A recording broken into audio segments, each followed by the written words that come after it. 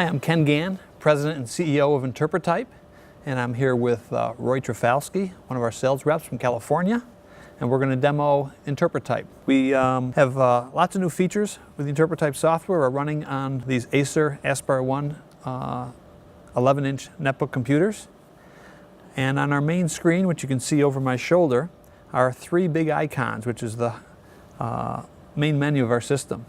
The icons are text, video, and phone.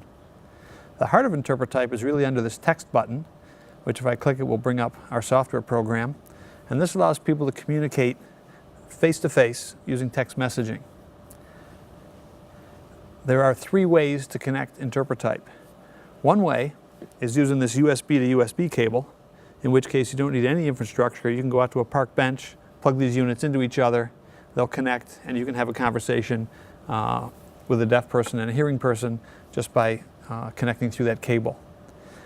Two other ways to connect is through a local area network or a Wi-Fi. So the blue Ethernet cable you can plug into any network, and as long as two Interpretype or more computers are on a network, they can talk to each other, or connect to a Wi-Fi, which is the same difference as connecting to a network. Once you're on a network or a Wi-Fi, you can have as many Interpretype computers connecting to each other that you like. So you can have 100 cubicles all running our software, and all 100 people could be conversing on the same conversation. Or you could split it up. You could have 5 conversations of 20 people each. It really doesn't matter. So that's kind of the beauty of hooking them up on a network. It will also work over a virtual private network. So you have an office in Boston and one in Minneapolis, and they're on the same virtual private network. You can actually text back and forth between offices. So it doesn't necessarily have to be face-to-face. But to show you how it works, if I click log on, my name is Ken. It says Ken has signed on. And I'll ask Roy to type his name and press enter. And when he signs on, we have a conversation started. Hello, Roy. Thanks for doing this demo. And I press enter. It says Ken is talking, and exactly what I typed. Roy's typing back to me. It indicates who he is, and he's excited to see it. Spelling. So we can easily chat using text. And we can save and print the conversation very easily, and pretty much it's text messaging. Now my screen looks a little different than Roy's because I've set this computer up as a primary user and Roy's as a client. On the right side of my screen is something called the macro key toolbar, and that's what I'm circling up here on the top. And there's a list of 9 questions loaded in function keys F2 through F10. And I can just click the F2 button and that question shows up down below, and I can click send or press enter, and it puts that question into the conversation. So I can easily ask questions in a row, same questions over and over again, and never have to type anything. If I don't like that list of questions, down in the bottom right corner is a list of other macro files. If I click airport, for instance, it refreshes the entire screen, shows me all these airport files, and now I can click how many bags are in your possession, or are you checking? Are you carrying any hazardous substances or weapons? So a whole list of questions that you ask over and over again, you can load in there. To create the macro files, you just click this macros button, and it brings up this screen. It has a whole list of macros that we have loaded here. I can easily click F7, say, okay, I don't like that one. I can highlight it down here, change it, give it a new name, resave it, and change the macro. The macros are unlimited. You can have as many macro files, groups of 9 questions that you like. In fact, if you have an organization that wants the same macros throughout their state association, say every office to have the exact same questions asked the exact same way, we can preload those macros ahead of time and ship every system out with the exact same set of questions on them that you like, and keep the state uniformly in line that way. To clear the conversation, I click the Clear Conversation button.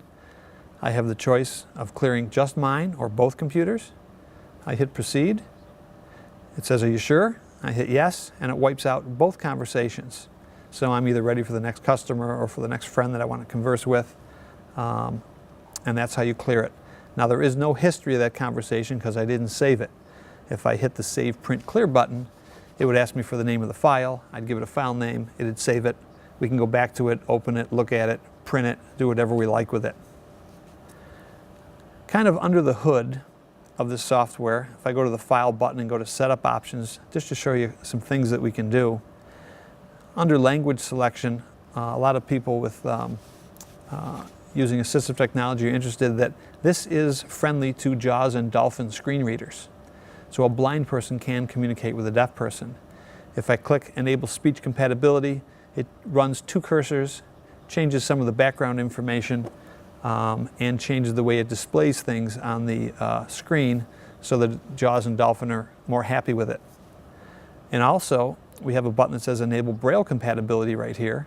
And if I click that, it will output to a refreshable Braille display so that now I can type to someone that perhaps is deaf-blind and can only communicate through Braille or by typing or signing into someone's hand. So now I can type to them, and if they know Braille, they can type back to me. So we do have deaf-blind communication available. And what's nice about that is they could be at their own desk at their own office. If they're connected on the network on Interpretype, I can actually talk to them back at their desk, wherever I may be if I'm using Interpretype on the same network, and they can read it in Braille and talk back and forth. So they don't even have to be face-to-face with me if we connect over the network.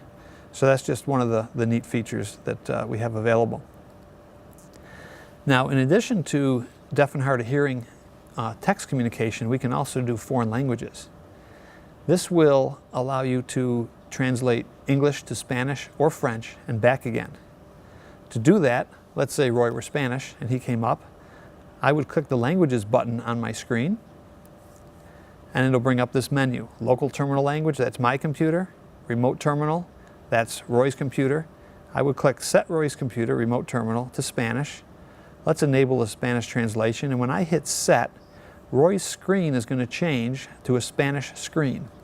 All his buttons, all his titles are all in Spanish. And his keys are now a Spanish map keyboard, where the red keys, where they have stickers on them, are actually the Spanish keys, the ñ, the accent. There's blue ones on here also. Those are for French, if we decide to do French. So now we log on the same way. I click Log On. It says Ken is signed on. And you can watch Roy's screen there. It says Roy is signed on. And if I click one of these macros that I had before, because I'm too lazy to type, I'll say, is this your first time here? I hit Send. And in Roy's, it says it in Spanish. And Roy can answer me. He types C with an accent, and it says yes. So if you go back to the English version, you'll see what my screen looks like. Mine is all in English. So everything I type is in English, everything he sees is in Spanish, and vice versa. So it's very easy to have that conversation with someone foreign. Forget deaf or hard of hearing. When we save this conversation, it will show us, it'll add line numbers that aren't there now to the conversation. So if we drop 28 pages on the floor, we can put it back together again. But it'll also show the English version on top and then Spanish version on the bottom, line by line, and you'll be able to see exactly how each line was translated. Here's the English, here's the Spanish. Line 18, how did that translate? You can go back and look. And also we add signature lines at the bottom of these conversations so that if you want to make it a binding document, you can sign it in parent-teacher conference, a meeting with a performance review for an employee perhaps, and you can do that. So in general, that's kind of how the text portion of Interpretype works.